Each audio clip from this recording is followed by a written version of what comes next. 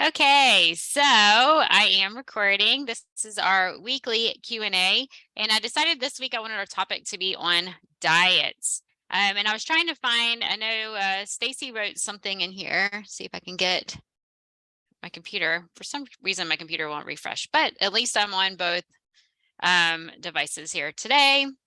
So I wanted to see what Stacy wrote because I really liked what she wrote. Okay, so I asked if you've tried any diets, what all you've tried, what works, what doesn't work, how do you feel, your opinions? And she wrote, I tried keto for 2 weeks and hated it. I've not tried the others that you mentioned. I mentioned things like paleo. What else did I say? Fasting mimicking, paleo, AIP.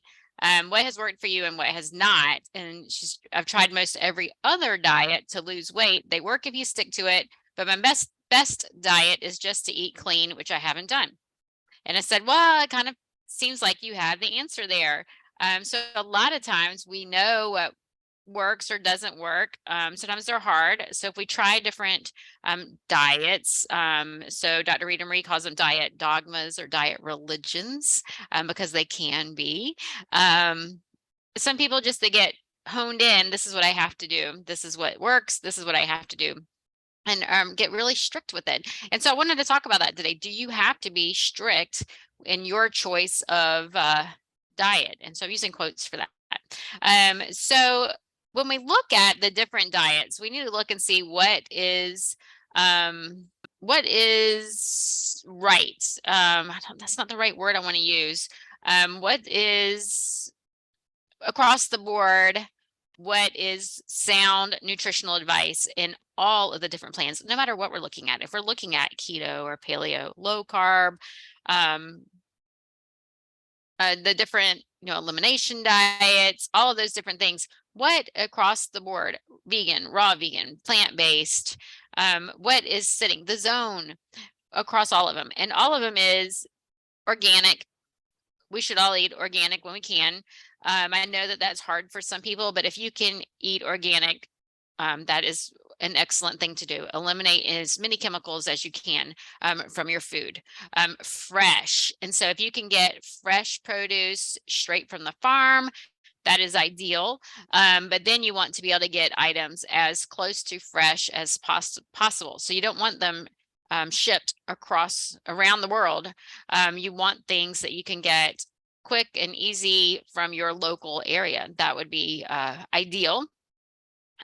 Frozen, a lot of people are afraid to eat frozen foods, but frozen foods are usually harvested at their peak and then they're immediately frozen. And so sometimes frozen foods can actually be better than some of the produce that's been sitting on shelves for a while, and definitely better than canned foods, which are heated and processed when they are canned. And most cans are lined with plastics and things like that. And so we have to be careful with those. So fresh is always best.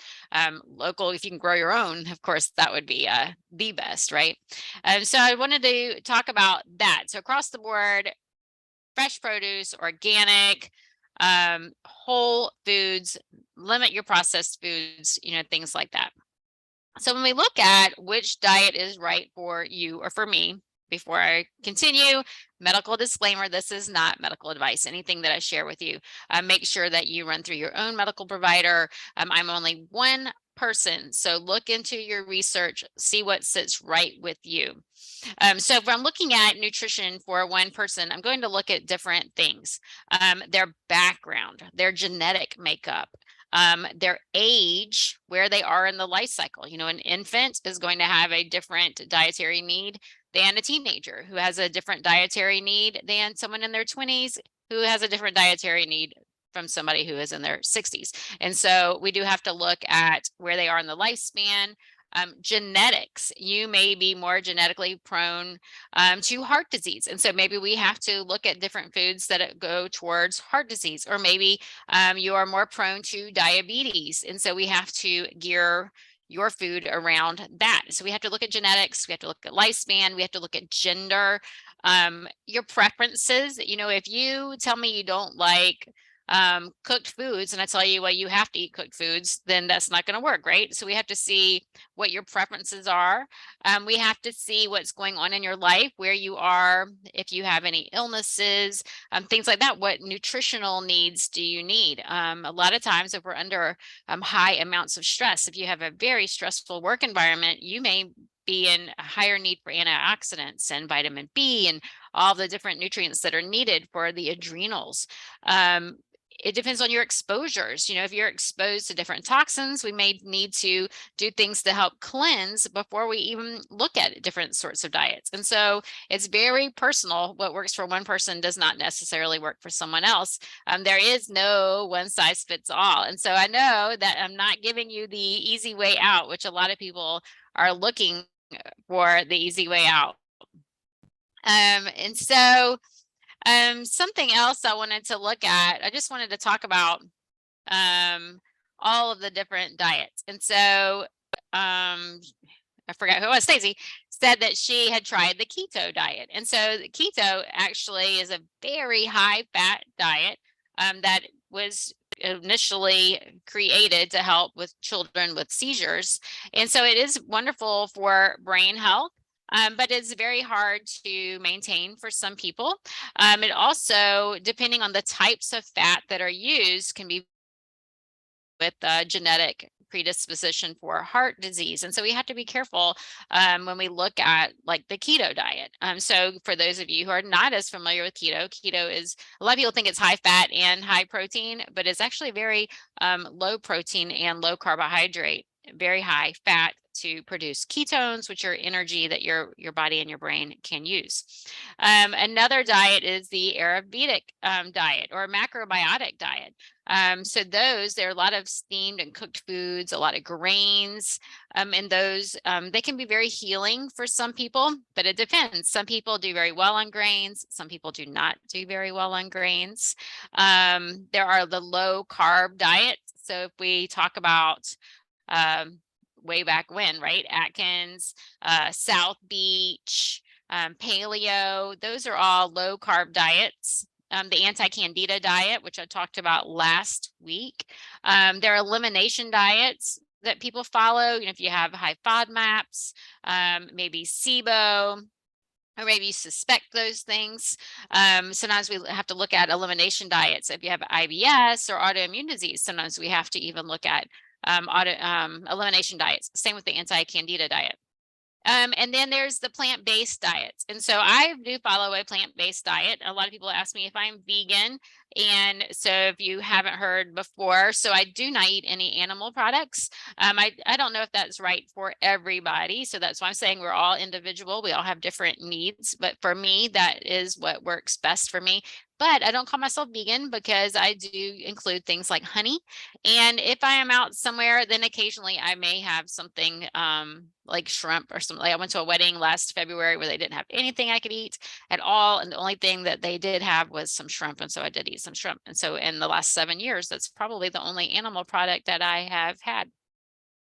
But that is what sits right with me. So plant-based diet, the most common question is, where do you get your protein?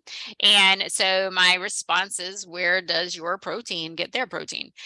So cows, they eat the grass. Your giant giraffes, they eat leaves, right? And so they get the amino acids, and then they use them to produce their muscle, which is what people eat for their protein. Well, I just skip that step and I eat the greens and other vegetables to get all of the amino acids. And yes, you can get all of your amino acids without eating animal products. It used to be thought that you had to do some food combining. That's what I was taught back in the 90s when I first started my nutrition courses. We were taught that you had to do food combining, but they have now discovered that no, we recycle amino acids, and so you don't have to eat them together.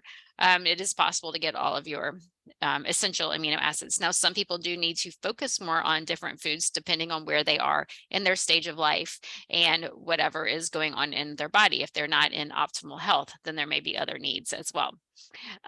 So then there's the Weston Price diet. A lot of people follow that one as well. That one does have some things that I do like and some things that I don't like. So they do include a lot of dairy, but the dairy that they recommend is raw, not pasteurized. And so here in the state of Georgia, you cannot buy raw dairy legally to consume for human consumption. You can get it for your animals, but you can't get it for human consumption. And so you would have to have your own or have a friend who is a farmer who can help you get that. And the reason why is when they homogenize and process the dairy, it changes the chemical structure. So when we talk about things like oil, we don't want to eat different oils like a thing of canola oil. Cooking or frying in canola oil will change that chemical structure, which is harmful for our bodies. The same thing happens with milk when it's homogenized and pasteurized. So the Weston Price diet does recommend a lot of raw dairy. It's very high in meat and animal fats and organ meats. And so for some people, maybe more meat is helpful for them. It depends on where they are in their stage of life and what else is going on in their health as far as health conditions go. But I cannot say I agree with the high fat. So the Weston Price diet was based on one man's study. He studied the indigenous populations and looked at their dental health. And he saw that the people who ate lots of meat and ate the whole animal actually lived longer and had better dental health and facial structures. And so that diet has been promoted. Someone else, Sally Fallon, got it and promoted it. And now there's the Weston Price diet. Well, when he studied these populations, it was when animals were not eating the way they are now. It was wild animals.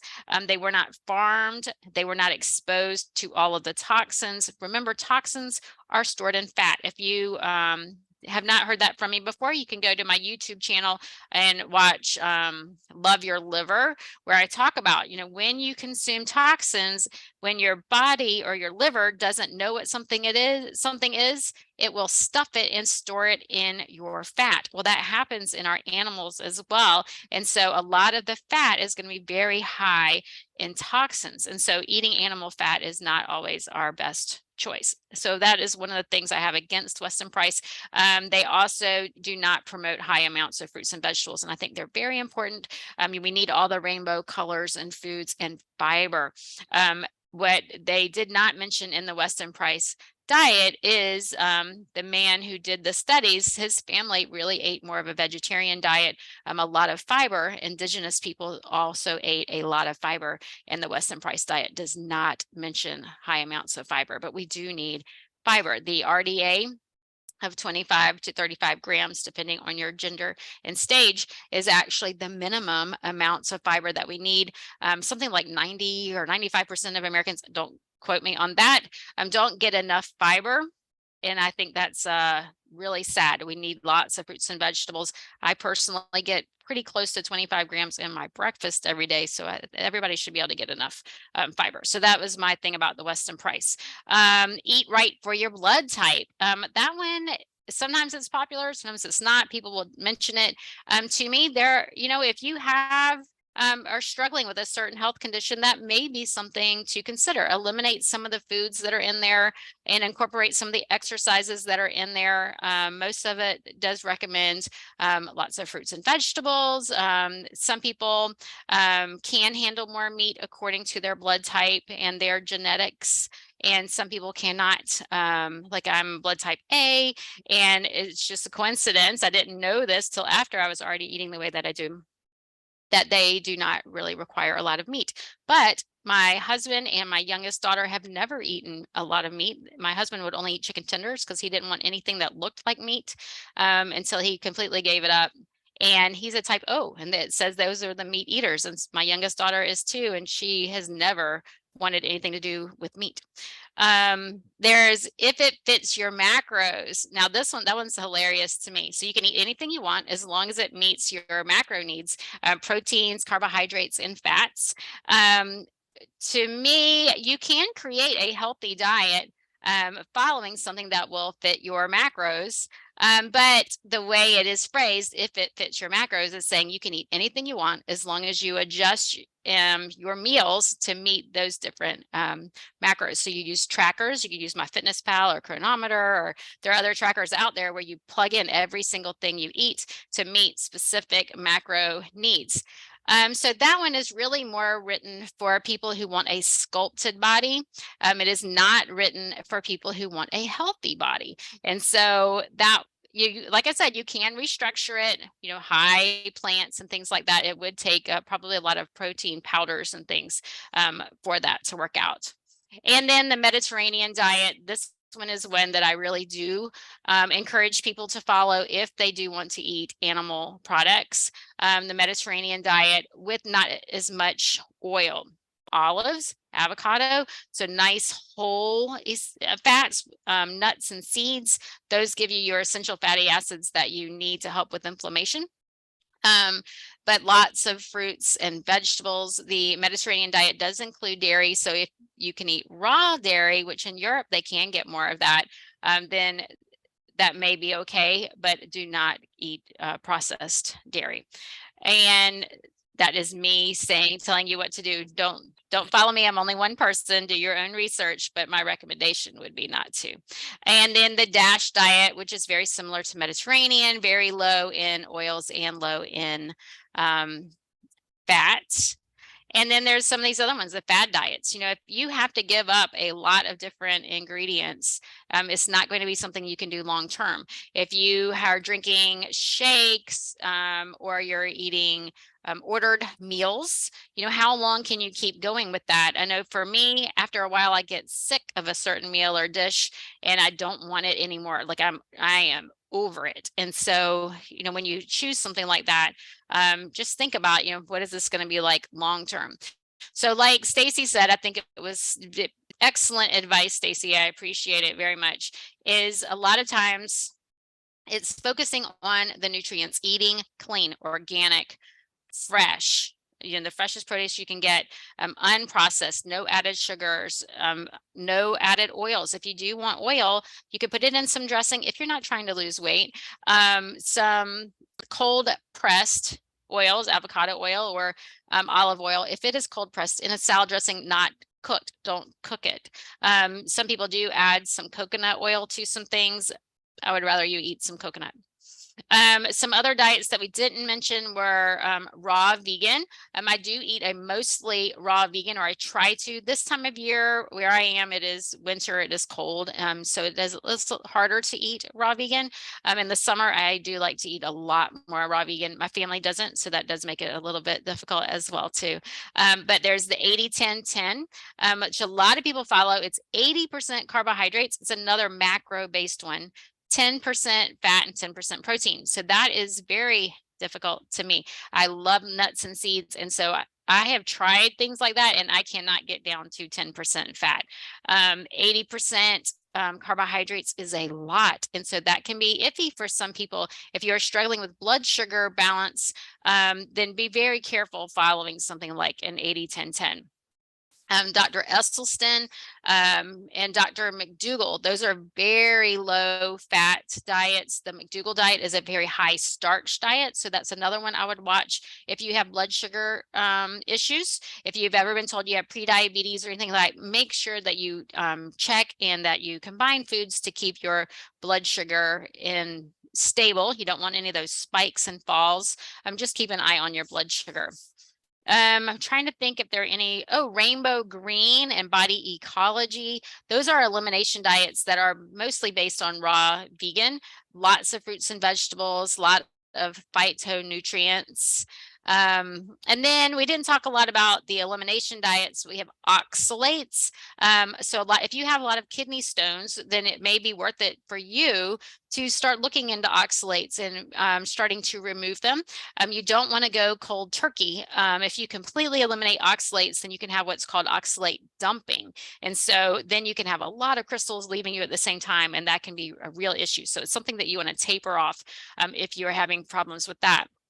Excuse me. And then there's histamines, and people have issues with sulfur and nightshades and gluten and casein. And so a lot of times, depending on you and your health, We just need to eliminate those for a little while we work on restoring gut health.